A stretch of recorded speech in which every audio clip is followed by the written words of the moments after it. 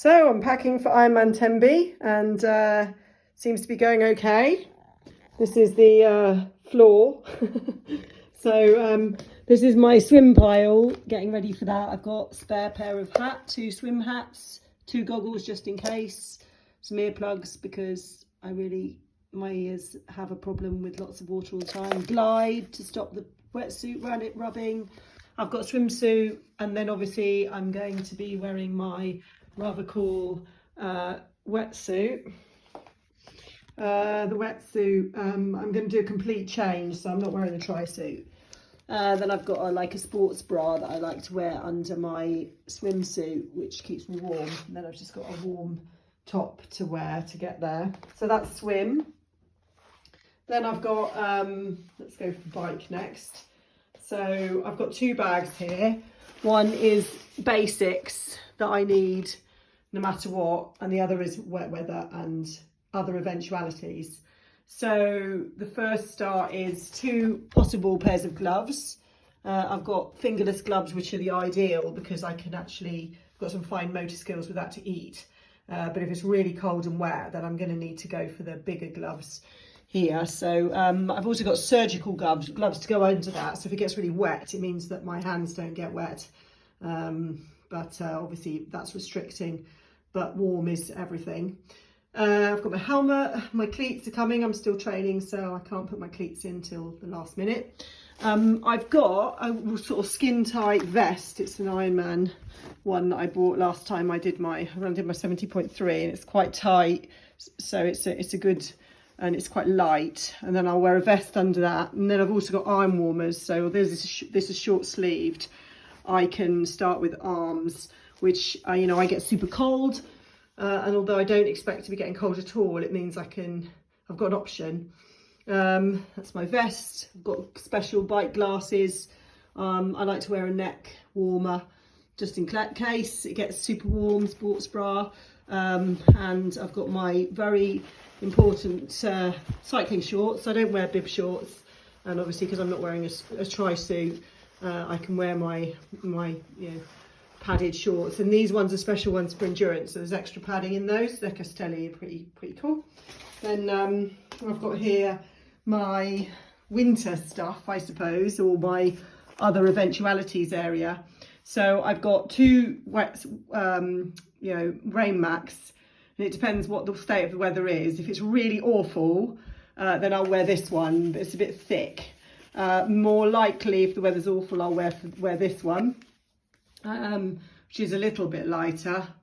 If I'm not sure what the weather's going to do, I might wear this one, which is a very light windproof one, which is another option depending on what happens. Haven't checked the weather forecast yet. Now I've got my overshoes, so if it gets really wet, I'll wear those as well. And I've got a spare sort of cycling top, which I doubt I'll wear, but I just thought I'd put it in for good measure just in case. Then let's go to run. So then I have a complete change again for run, and I'm wearing a vest, a run vest. For these endurance things, I found that it pays to have kit on you, and that will mean that I'll have water on me that I can pre-prepare.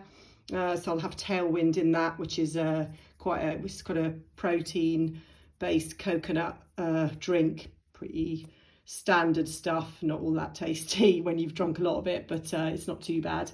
It's one of the better ones, I think. And I'll also have another water here, which will have hydration tablets in them.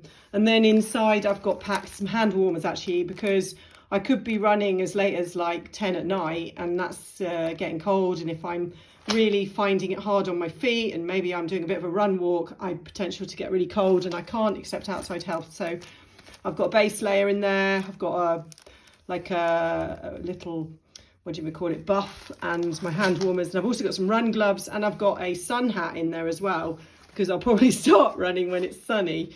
I've also got a hanky, and I'll have a few snacks and that in here, ready for, just to get up and go. Seem to still have something left over in here from some other time. Mortan, that's quite good stuff, but I can't eat too much of that because it upsets my stomach. All of those gels and sort of you know, protein bars and that. I find I just need proper food. I've also got these compression socks, which is quite interesting. I'm not sure if I'm really going to have time to put them on in transition, but I spoke to my physio, and because I had a bit of an issue with my calf, she'd said maybe wear them. But I'm going to seek some further advice on that. Obviously my trainers, I've got special run socks. When you run so far, you know, sometimes the socks get a bit grainy underneath and you can really feel the thread in the socks. So these are called 1,000-mile socks, which are supposed to be, you know, stop that as much as possible. Got my cycling shorts, which I like to run in, and I've got my club vest, my AVT club vest, and obviously my sports bra. So again, complete change for that. Then I've actually got the after bag, which is designed to just really be some comfortable things to change into once you've finished, before you get home. So I've just got, you know, tracksuit bottoms, a nice jumper, another pair of gloves and some hand warmers, some socks, just a complete change of clothes really. Another buffer, like a cozy one, and a rain mac just in case it's raining, and a nice comfy pair of trainers. And I've actually got in there my migraine tablets as well. And that goes back to, I've got a few emergency things in my run vest, because by the time I get to run, I could be in a bit of a situation. So I've got a few things in here. Vaseline is great. It's incredible for, you know, getting rid of some of those rubs, you know, if you're sort of sweating and your skin starts rubbing against itself, and or, you know, when the strap starts rubbing, it's great. The only thing with it is I find some people put it on their toes so that they're, you know, so that their toes don't rub against the sides of their trainers, but then you can't put Compeed on or anything like that, which is, you know, designed to require sticky stuff. So I take a bit of Compeed, other little, you know, things I need. I've got here, these are really cool. They're these little rubber things that stick on your toes. And I find that they are amazing for stopping rubbing. So if you have issues with toes, they're really good. Don't know what they're called. I call them toe condoms, but they're not really toe condoms. And I got migraine tablets in there as well. And that's kind of like my bit of an emergency medical supply in there, just to make sure that I've, you know, got all my bases covered. So that's super cool. Then I have another bag here, and that's where I'm going to put all of my 4 bags really of stuff, all separated and ready to go. And I've got another bag for like a mini transition you have when you come out of the sea. You have 1 kilometre to get to transition. So there's a place where you can pick up a small bag, put your trainers on if you put your trainers in it, and you run to transition. So inside this little bag here is a pair of trainers. I've actually got some hand warmers and some mittens, because I suspect my hands are going to get super cold coming out of that water. So I'm going to use every opportunity there under that kilometre run to get myself warm. So I've got some fine motor skills so that I can change into my bike kit. I've also got this. It's a dry bag, and I've just learned really from experience that if you take a dry bag on any of these swim events, at the end of the day you can just shove everything soaking wet into them and it doesn't go everywhere. So that's pretty cool.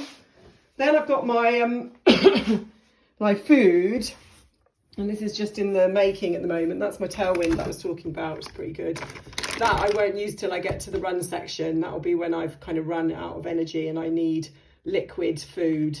I'm going to try and eat as much as I can on the bike, and I've got 2 personal bags. And in personal bags, one's at 67 miles and one's just at the beginning of the run. And in those personal bags, I can put some proper food. So I intend to think carefully about what to put in that. Probably cold pizza, probably a baguette, maybe some smoked salmon, because I'm a little bit partial to that. Yeah, but I've got other bits and pieces that I'm going to take on the bike. Cheer Charge, I quite like these bars. I find them quite digestible. They're 20 grams of protein.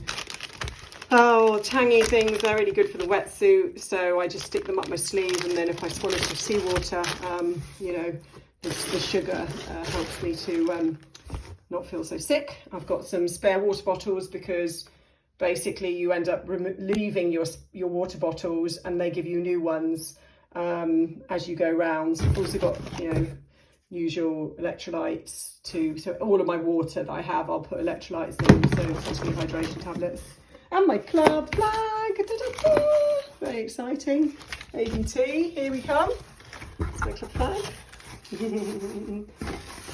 Anyway, there it is. And then I've also got like another bag full of just like personals, clothes for the evening and getting myself ready. And my complete list of things that I take with me, which is pretty incredible because when I did long course weekend, which is similar to Ironman, except over 3 days, when I got back, I wrote absolutely everything that I'd taken with me as I unpacked it. So that's been really helpful because each time I have a triathlon now, I look at that list and repack according to that because I, thought very carefully about them. But the next thing I need to do, oh yeah, and dry robe I'll probably take, just to keep me toasty at some point. The other thing that I need to do is track my times. So I've got a few things here about what I'm going to be putting in all my different food bags. But I've printed out the bike course and I'm going to plot where I want to be at certain times. I don't think I'll do about the run because if I get to the run, I've got 6.5 hours. And 6.5 hours should be enough time for me not to be counting where I am. Whereas the bike is a bit touch and go. 112 miles, I've got to do it in about 8 hours. My coach thinks I'm fine, but obviously I'm a little worry bag. So we've got certain cut-off points. So, you can see here we're sort of start point, where are we, Tenby. So there's our start and you go all the way round up to this loop at Pembrokeshire. You go round the loop and then we go and do basically 2 loops of this, I think. And then finish again in Tenby there. So it's quite a terrain, very, very hardcore, I would say. And that's what makes the bike so difficult because I've got to do the 8 hours and it's very, very hilly. I think it'd be fine if it's 8 hours and it's flat, but we're not talking about a flat course here. So yeah, that's where I'm up to at the moment. Hopefully it'll be okay. I am very nervous. I've still got 25 miles to do on the bike, I think tomorrow, followed by a 6-mile run. And then I've got a couple of swims and that's it. And then I'll be there. Am I worried? Yes. Do I think I'm going to be able to do it? Well, I'm just going to get on that start line and see what happens. I think I just have to be really measured about it. I'll just get on with it. Everyone says it'd be the time of your life, but I can't see how it's going to be the time of my life. But I know there'll be lots of support there. I'm really appreciative of my family coming. That's going to be amazing. And I've got some really good friends there as well. And a couple of my friends are doing it as well. So, we'll all be in it together and it will be an incredible experience. And sometimes I think you don't know what you're going to get out of these things until you do them. Certainly the journey so far has been nothing short of incredible. And I've learned so much. I wouldn't take that journey away. So maybe the event will be the same. You don't know until you try, right? Okay, thanks.